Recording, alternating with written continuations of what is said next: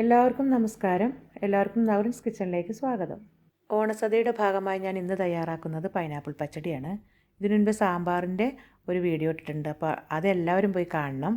ഇനി എങ്ങനെയാണ് പൈനാപ്പിൾ പച്ചടി ഉണ്ടാക്കുന്നതെന്ന് നോക്കാം. പൈനാപ്പിൾ ഒരു കപ്പാണിത്, ചെറുതായിട്ട് അരിഞ്ഞതാണ്. തൈര് ആവശ്യത്തിന്, പുളിക്കനുസരിച്ച് എടുക്കാം. നാളികേരം ഒരു അര കപ്പ് എടുക്കാം. ഉപ്പ് ആവശ്യത്തിന്. മഞ്ഞൾപ്പൊടി 1 ടീസ്പൂൺ. മുളകുപൊടി അരയോ അല്ലെങ്കിൽ 3/4 ടീസ്പൂൺ. പച്ചമുളക് 2 3. കടുക് കുറച്ച് പച്ചയ്ക്ക് അരയ്ക്കാൻ നാളികേരത്തിൻ്റെ കൂടെ വേണം, കുറച്ച് കടുക് വറുക്കാനും വേണം.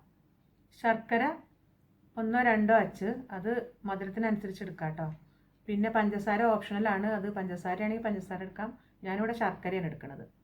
ഉണക്കമുന്തിരി ഒരു അലങ്കാരത്തിന് വേണ്ടിയിട്ട് ഞാൻ എടുക്കുന്നതാണ്. ഇത് കൂട്ടത്തിൽ വേവിച്ചാലും നല്ലതാണ്. കടുക് വറുക്കാൻ വെളിച്ചെണ്ണ ആവശ്യത്തിന്. കടുക് പൊട്ടിക്കാൻ കടുക്, മുളക്, കറിവേപ്പില. പൈനാപ്പിൾ പച്ചടി നമ്മളൊന്ന് വേവിക്കാൻ വേണ്ടിയിട്ട് പൈനാപ്പിൾ അടുപ്പത്ത് വെച്ചിട്ടുണ്ട്. മഞ്ഞൾപ്പൊടി ഇട്ടു, കുറച്ച് മുളക് പൊടി ഇട്ടു, കുറച്ച് ഉപ്പ് ഇട്ടു, കുറച്ച് വെള്ളം ഒഴിച്ചിട്ടുണ്ട്. നമുക്കതൊന്ന് വിസിൽ വരുത്താം. 2 3 വിസിൽ നല്ല വെന്തോട്ടെ. പൈനാപ്പിൾ വെന്തിട്ടുണ്ട്. ഞാൻ ഒരു 2 വിസിൽ വന്നപ്പോൾ ഓഫ് ചെയ്തു. ഇനി ഈ വെള്ളത്തിൽ തന്നെ നമുക്കൊരു ശർക്കര ഇട്ട് കൊടുക്കുകയാണ് ഇതിൻ്റെ ഈ വെള്ളത്തിൽ. കാരണം ഇത് പുളി ഉണ്ടാവും, ചില പൈനാപ്പിൾ അധികം പുളി ഉണ്ടാവും, അപ്പോൾ അതിനനുസരിച്ച് മധുരം ഇട്ട് കൊടുക്കുക. ഇതിപ്പം ഞാനൊരു വലിയൊരു അച്ചാണ് ഇട്ട് കൊടുത്തിരിക്കുന്നത്. ഇനി അതൊന്ന് വേവട്ടെ. കുറേ പൈനാപ്പിൾ ഉണ്ടെങ്കിൽ നമ്മൾ പാനിയായിട്ട് ശർക്കര പാനിയായിട്ട് ഒഴിക്കണം. ഇതിപ്പോൾ കുറച്ചുള്ളത് കൊണ്ടാണ് ഞാനൊരു അച്ചിട്ട് കൊടുക്കണം കേട്ടോ.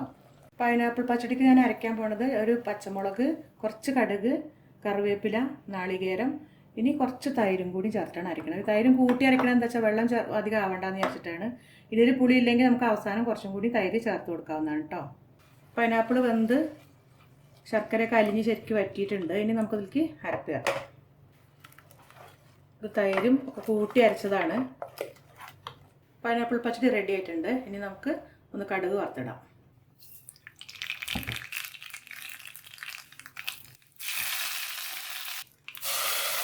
കടുക് വറുത്തിട്ടുണ്ട്. ഒന്ന് ഇളക്കി വയ്ക്കുക.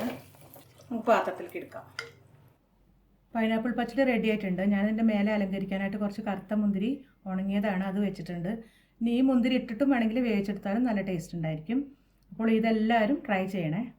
അപ്പോൾ ഈ വീഡിയോ ഇഷ്ടമായെങ്കിൽ ലൈക്ക് ചെയ്യാനും ഷെയർ ചെയ്യാനും കമൻറ്റ് ചെയ്യാനും ഒന്നും മറക്കരുത്. അടുത്ത വീഡിയോ ആയിട്ട് വരുന്നവരേക്കും ബൈ.